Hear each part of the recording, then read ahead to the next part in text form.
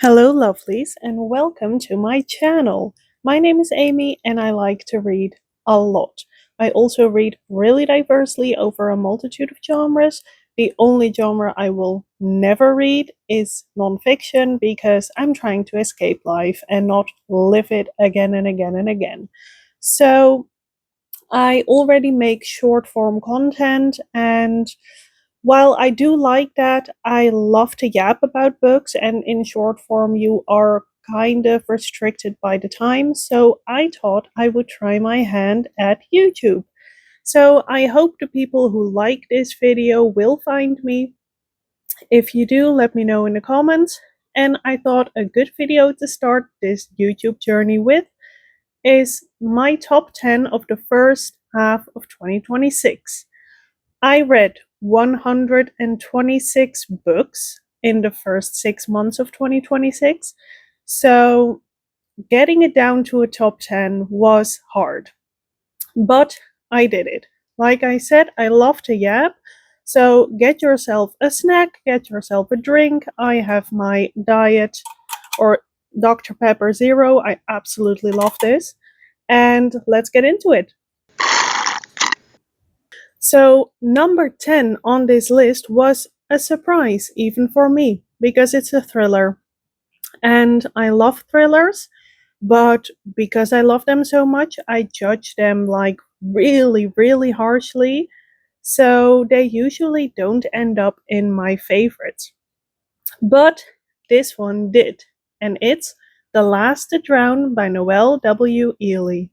In this one, we follow Kaya, and she goes on a rafting trip with a bunch of people she doesn't know on this really cool, exclusive rafting course where you will have to be on a wait list for like a few years, I think it was said in the book, because it's so sought after. But at this particular course, a few years ago, a guide went insane and killed all of the rafters in his group. And when Kaya is on this rafting trip, there are some things that start happening. They start out kind of small, like a satellite phone going missing, and a woman who apparently knows everything about the guy that killed all of these rafters. And she starts feeling more and more uneasy. And that is just the beginning. This thriller is, I was on the edge of my seat. It was so good. I had to do some other things, but I postponed everything because I had to finish this. I actually read it in one sitting, and it was so good. It was so, so good. So, if you like thrillers, then I definitely recommend this one. So, I also want to say, if I'm being weird with my eyes, I'm just filming on my phone with my front camera, but because I'm filming like this, I have to look directly into the camera so that it seems like I'm looking at you guys. So if I look away, I'm sorry. This is the first time I'm doing it like this. Maybe next time I'll try filming with the back camera. Maybe that's easier because I don't see myself move on the screen all the time. And if you have any tips, let me know in the comments, please. And we will get back to the list and we will get to number 9. And number 9 is Dungeon Crawler Carl by Matt Dinneman. I play Dungeons and Dragons, that's a role playing game, and it is the game that this book is based on. So I already knew I would like it, but I loved it. It was such a fun time. It's hilarious, it's insane. We follow Carl and his ex girlfriend's cat, Princess Donut. The cat is called Princess Donut, not his ex girlfriend. And they wake up and go outside, and all of a sudden, all the buildings collapse. And everybody that was in the buildings is presumably dead. Well, I don't think humans are made to survive building collapses, so yeah, they're dead. And there's this voice telling them that Earth has been conquered by an alien species, race, multiple species, and that everyone that has survived the building collapses can join Dungeon World. And Dungeon World is a reality TV show for all of the intergalactic alien species, and the humans that join will have to fight through Dungeon World and basically try to win their freedom back. So Carl and Princess Donut don't really have another choice because where they are, it's in the middle of winter, it's freezing. Carl is only wearing boxers and a t-shirt, so they go down. And the story goes from there. And it's, like I said, it's insane, it's hilarious. If you like role-playing games, stuff like that, then you will absolutely love it. I did. I also already read the second book, and I'm planning on reading the entire series, but I already know it's going to be a god tier series for me. So when I talk a lot, I forget to breathe, so excuse me if I sound like I've just walked a marathon, because I didn't, but I just have zero stamina, like zero. I don't exercise, so.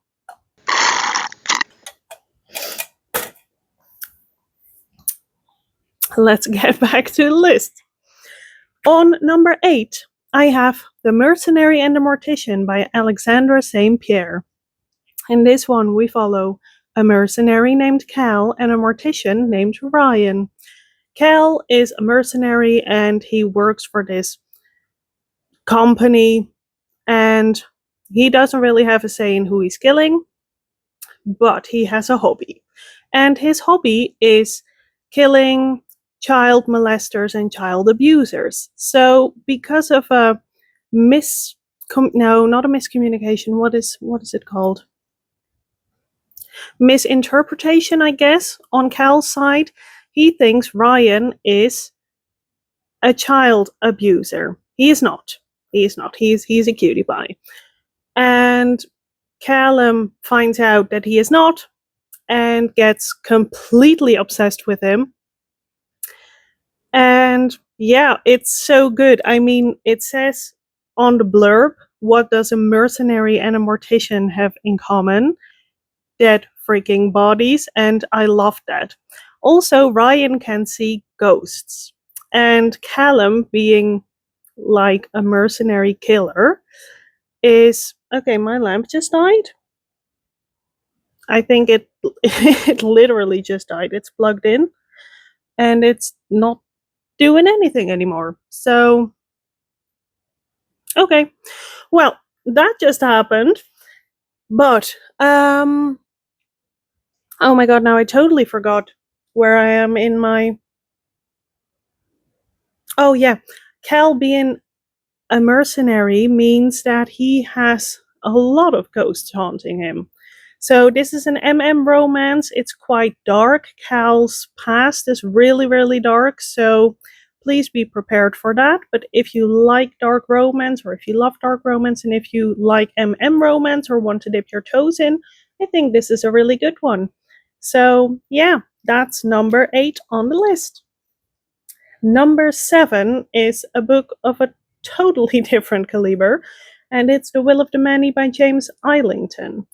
This is a high fantasy, and I read it for book club, and I loved it. Well, I'm going to say this about all the books in this video because it's my top 10, and if I didn't like them or love them, they would not be in this top 10. So yeah, The Will of the Many by James Islington. In this one we follow Fizz, and Fizz is an orphan boy, and the world where he lives in, there's kind of like a caste system.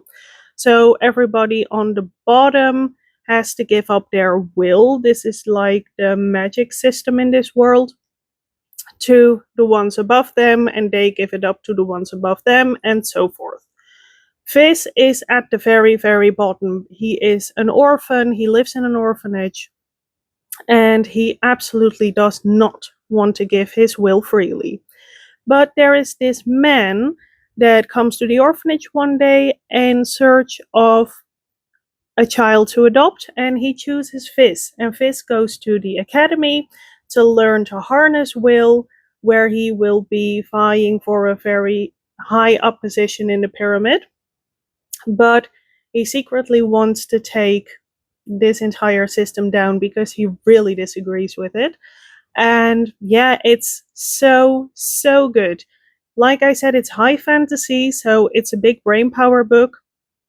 I absolutely could not read it if I had a really hard day at work or stuff like that, because yeah, then I just couldn't keep my attention to the book.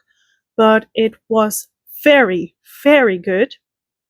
And yeah, I loved it. So that's why it's in the top 10.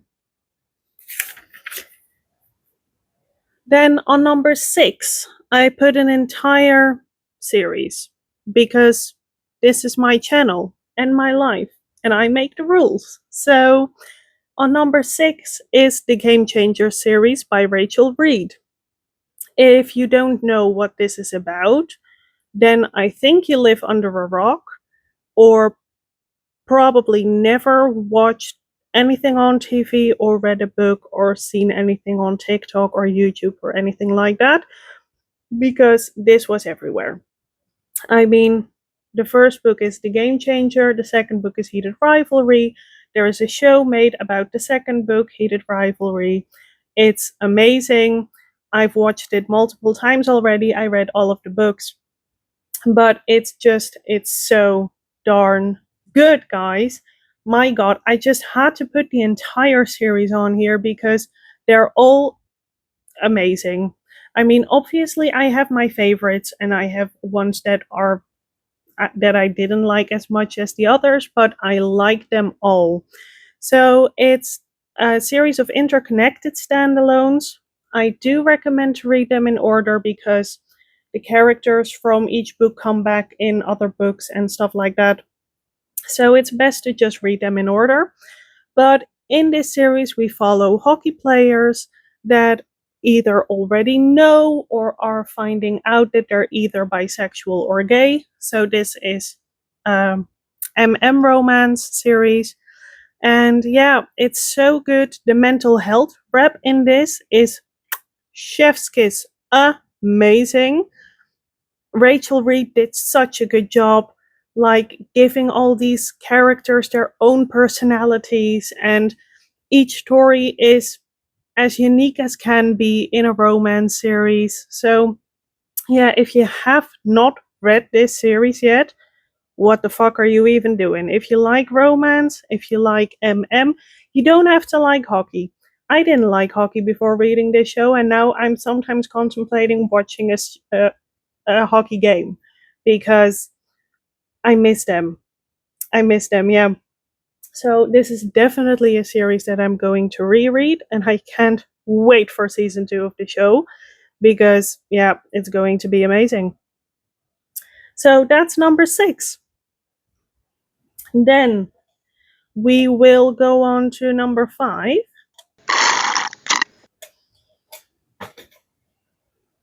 And number 5 is When the Moon Hatched by Sarah A. Parker.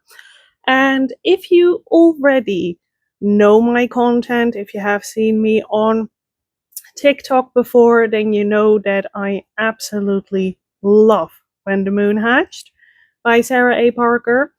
It's, yeah, what can I say about it? It's so good. In this one, we follow Rafe, and she is kind of like a contract killer. She is contracted by this organization to kill people. Yeah, that's basically what it is. And she gets herself in some trouble. And then we have Khan fucking Vagor, and he is my number 1 book husband. This man is everything I want in real life and don't have, mind you, because I'm single as a Pringle. So, but no, seriously, Khan Vagor, if he would walk into my home right now, I would never let him go. And I know that sounds possessive. That's because I am. No, I'm really not actually, but I would be about Khan Vagor. So we follow we follow them on their journey. Sometimes speaking is so goddamn hard. I'm sorry, guys. And yeah, it's so good. It's so good. There is this very interesting, unique magic system where you have the creators and they created the world. And you have water, air, fire, earth. And I know I sound like Avatar right now. It's not like that. There is a fifth one, chaos. But the four normal ones are the magic system also in this world. So in this world, people can sing in the language of each of the creators, and when they do it correctly, then they can use the element of that creator. So that's very, very interesting. But the thing I love the most about this world is that it has dragons, which is not very unique in itself. But in this world, when a dragon is about to die, they fly up into the sky, curl up in a ball, and calcify. So they basically become a moon. And the sky in this book is littered with dragon moons. And yeah, I love that so much. I actually have a dragon moon tattoo, or at least my interpretation of it. So I'm going to show you guys. Here, look. This is a moon plume. This is one of the dragons in the book. And I know usually that one of the wings like comes behind here, so it's actually a full moon. But I like this a bit better, and it's my arm, so I got to decide anyway. So yeah, if I have a tattoo of a book, then you know I really loved it. I have more, and I plan to have loads more because, yeah, I love reading. What can I say? So let's get on to number 4 on this list. And this book is so, so freaking good. I really recommend it to everyone. To everyone that I talk to that like books as well. If you don't like this book, we can be friends. Well, maybe we can, but we will just never talk about this book because I won't accept any slander on it. And that is Blood Over Brighthaven by M.L. Wang. This book is a high fantasy, and we follow Siona, and she wants to become the first female high mage. And she succeeds, but her male colleagues really hate the fact that there is now a female high mage. So instead of giving her a proper research assistant, they take a janitor, and this janitor is a refugee, so he is not from the city they're living in, and they make him her assistant.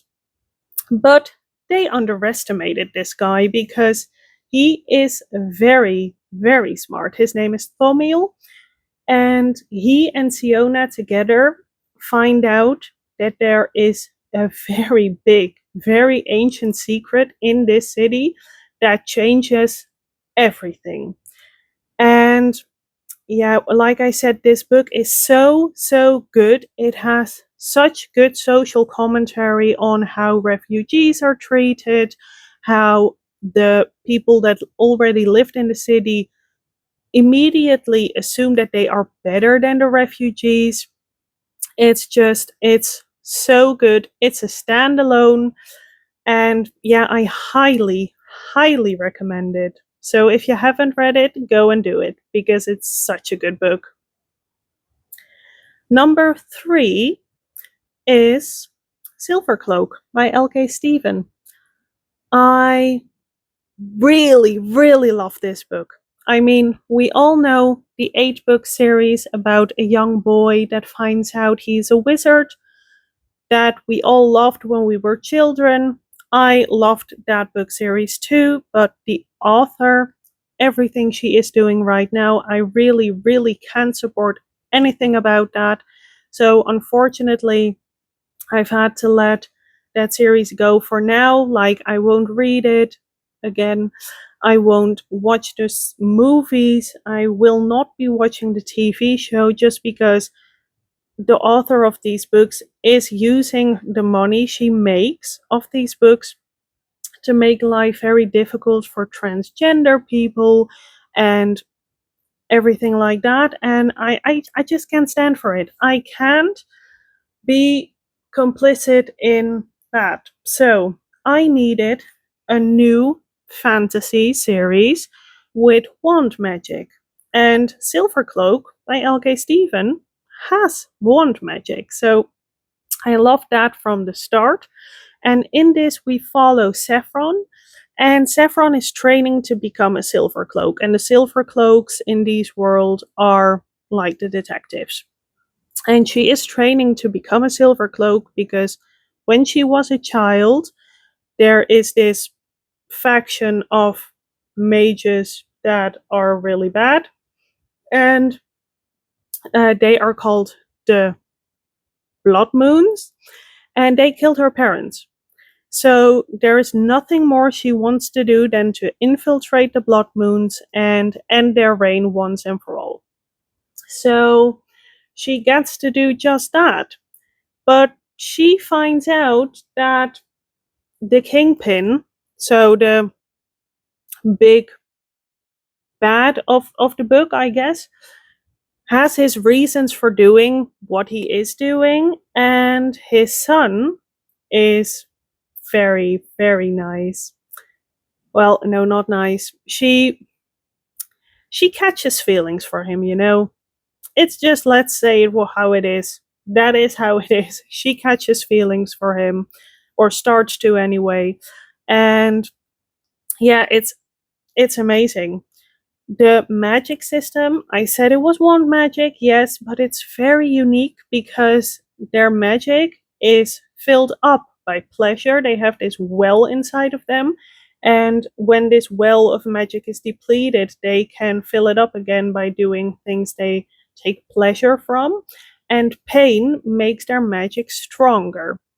So it's just a very interesting magic system, and yeah, I can already also say that I read the second book, Turncloak, as an arc. It will come out in September, and I can give you a minor spoiler. That is, that book is also amazing. Amazing. So if you haven't read it, go do that because it's so, so good. And then we get to the number one of this video. Oh, no, no, no, no, no. I'm sorry, I can't count. We get to the number two of this video.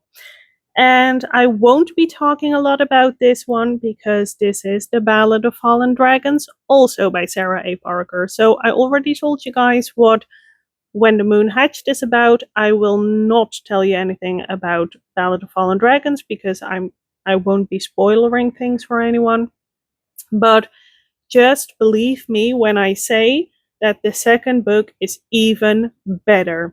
And I don't know how Sarah A. Parker did this because I already loved the first book so much that I was very, very scared that the second book was going to disappoint me. But it was so goddamn good. So, honestly, if you haven't started this series, please do.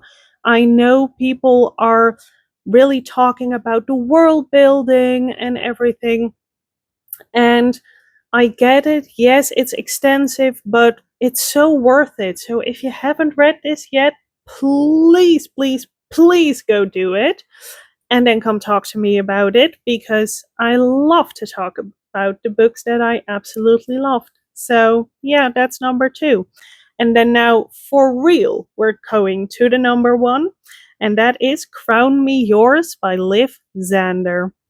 So, this is actually the second book in the Heartstrings duet. The first one is Crown Me Dead. So, I won't be talking about what this book is about, but I will talk about what the first book is about. And that is, we follow Ilara, and Ilara is a gravedigger.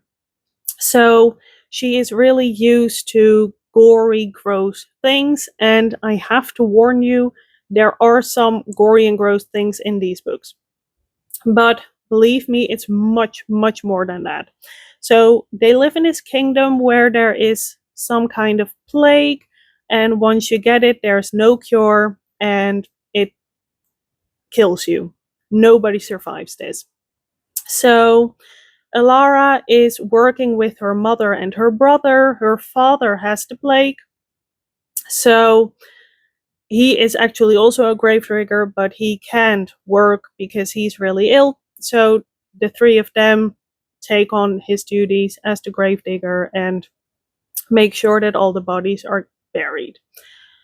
When they are tending to someone's dead body, there is this guy that comes to Alara and he says, well, I need your help because this plague is because of a curse. And this curse can be broken when the king, and the king's name is Kael, when the king falls in love, marries a woman, and then kills her, because that is what feeds this curse. And he says to Alara, well, I think you are perfect for it, so I want you to come with me to the palace and make sure that the king falls in love with you, marries you, and then kills you. And then the kingdom will be saved. And Alara is like, well, if I get this opportunity to save everyone, save my father, I will go and do that. So she does that and she goes to the palace, but she finds out there's much more to this story than she was originally told, obviously. And yeah, it's so good. It's written very beautifully. There are a lot of quotes in these books that were so beautiful. I cried a lot. One thing you have to know about me, if you have never seen a video of me before, is that I am a big crier about books. I never cry about anything in real life, but when it happens in a book, I'm a sobbing mess. So, yeah.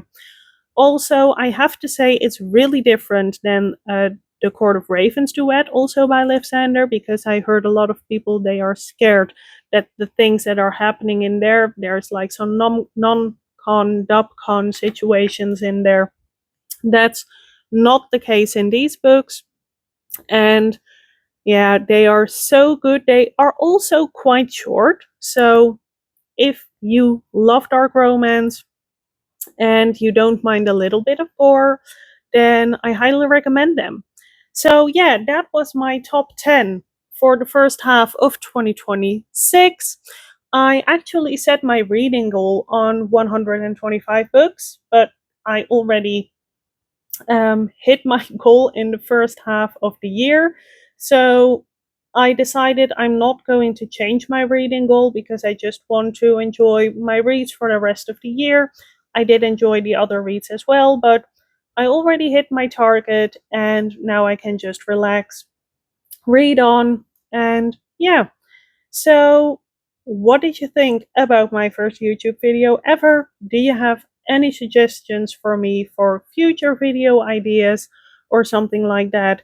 If you want to share the best book you read so far this year with me in the comments, I would love that as well because I have a massive TBR, but it can never be long enough. And yeah, if you like this video, please. Oh, yeah, so if you liked this video, please like the video, subscribe, and comment because that will really help put this video out. And yeah, if this is doing well, then I will definitely be making more videos because just making this one, yeah, I love to yap about my books and I don't like that I'm constricted by time. So yeah, that's all for today. I hope you liked it and I will see you in the next video.